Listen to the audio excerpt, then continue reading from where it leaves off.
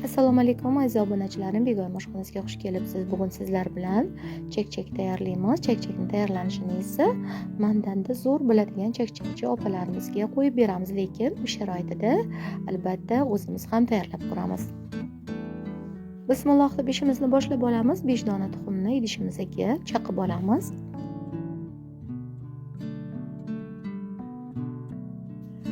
Ustidan qoshiqni 3 dan birida choy sodasi va 3 dan birida tuz solib olamiz.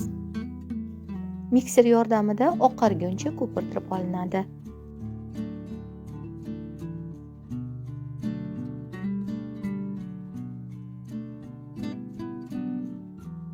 Ustidan 375 gram atrofida oliy navli unni elab o'tkazib olamiz. Yumshoqroq xamir qorib olamiz. Xamirni juda ham qotirib yubormang. Endi buni mushtlab 20-30 daqiqaga salofanga o'rab qoldiramiz. Shu jarayonda ozgina videoda uzilish bo'libdi. Sizlardan uzr so'ragan holatda 3 marotaba xamirni har yarim soatda kaftni ichiga burib mushtlab olish kerakligi haqida eslatma qilaman.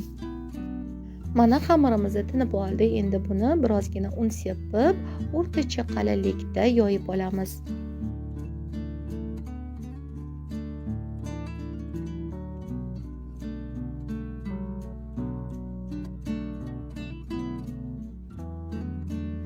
Endi xamirni yarmiga 2 osh qoshiqda omixta yog'idan surtib olamiz.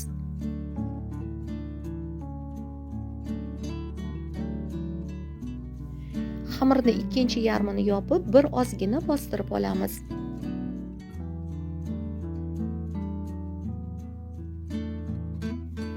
Endi 4 barmoq oralig'ida lentichkalar kesib olinadi.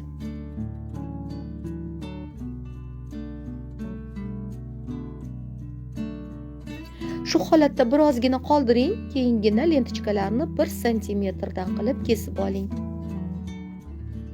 Qancha xamiringiz tinib tursa, chekcheklaringiz shuncha dumaloq holatda buralib chiqadi. Bir ozgina qizigan yog'imizda chekcheklardan 5-6 donadan solib, chiroyli rang bo'lguncha o'rtacha pastlikdagi olovda qo'rib olinadi.